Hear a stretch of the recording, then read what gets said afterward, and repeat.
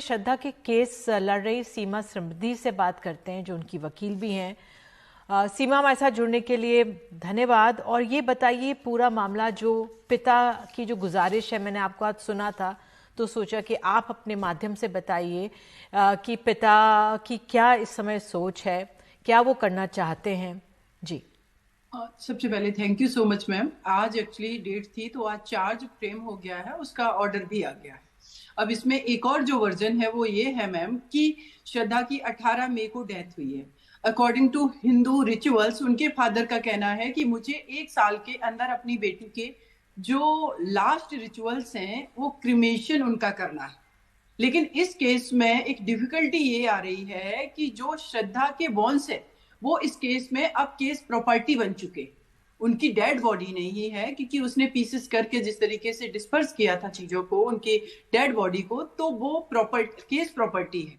और case property होने की वजह से जब तक कोर्ट रूम में उनको ट्रायल में एग्जिबिट नहीं करा दिया जाएगा तब तक ये बॉन्ड्स उनको प्रोवाइड नहीं करवाए जा सकते हैं। इसीलिए उनके फादर के साइड से हमने एप्लीकेशन मूव की कि इस केस को फास्ट ट्रैक किया जाए, जिससे श्रद्धा के लास्ट रिचुअल्स उनके फादर कर सके, जो कि उनका फंडामेंटल राइट है। अब जब मैम 18 तारीख पास में है, नेक्स्ट डेट ऑफ हियरिंग 1 जून को है, तो 1 जून से पहले तो पॉसिबल नहीं है बॉन्ड्स उनको दिया जाना।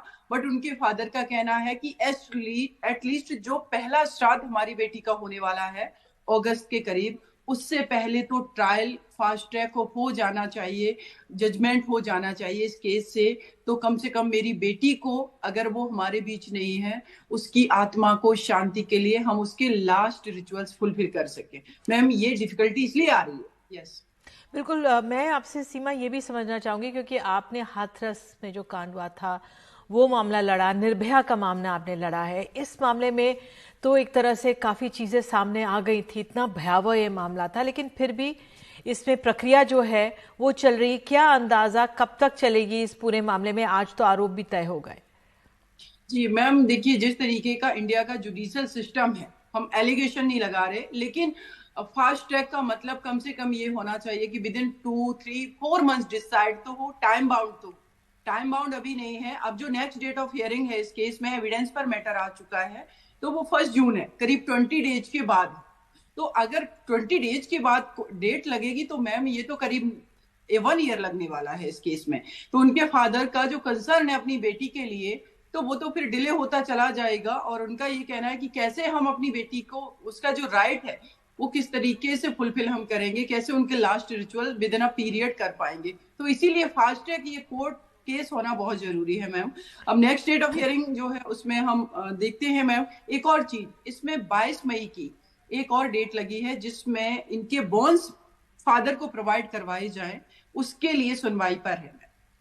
तो उस दिन देखते हैं कोर्ट क्या डिसीजन लेता है। आपकी क्या आंकलन है आपका कानून के नजरिए से? क्या कुछ अवशेष मिल सकते हैं या सारे अवशेष चाहिए होंगे? अगर कुछ भी चाहिए, जैसे आपने बताया 22 तारीख को, क्या उस पर कुछ हो सकता है आगे? क्या आपका उसमें असेसमेंट है? आखिरी सवाल है ये। मैम जब तक ये ट्रायल में जितने भी श्रद्धा के बॉन्ड्स हैं जिनसे उनके फादर का डीएनए मैच कराया गया, वो केस प्रॉपर्टी हैं, जब तक वो एग्जिबिट नहीं कराए जाएंगे तो मुझे नहीं लगता है मैम, मैटर भले ही हमारा 22 मई को लिस्ट हुआ है इस पर्टिकुलर पिटीशन के लिए कि बॉन्ड्स प्रोवाइड करवाए जाए, लेकिन विदाउट एग्जिबिट किए उसको कोर्ट नहीं प्रोवाइड करवा पाएगी, क्योंकि फिर उनके पास बचेगा क्या। और मैम उनका ये भी कहना, एक्चुअली जो केस प्रॉपर्टी है उसमें सारे एविडेंस कोर्ट रूम में चाहिए होते हैं। अगर एक भी सिंबॉलिक तौर पर दे दिया जाता है तब भी मैम हमारा केस डिस्टर्ब होगा। वो उसमें इसेंशियल एविडेंस है जिनके आधार पर कन्विक्शन होना है, तो ये भी पॉसिबल नहीं है। लेकिन एक काम कोर्ट कर सकती है कि इसको टाइम बाउंड फास्ट ट्रैक करके डे टू डे की हियरिंग करके कम से कम जो उनका पहला श्राद्ध होगा उससे पहले ये बॉन्ड्स प्रोवाइड करवा सकते हैं। बिल्कुल, अब देखना होगा कि न्याय प्रक्रिया इसमें कैसे बढ़ती है। आप हमारे साथ जुड़ी हैं, आपने बात की, इसके लिए बहुत बहुत धन्यवाद सीमा।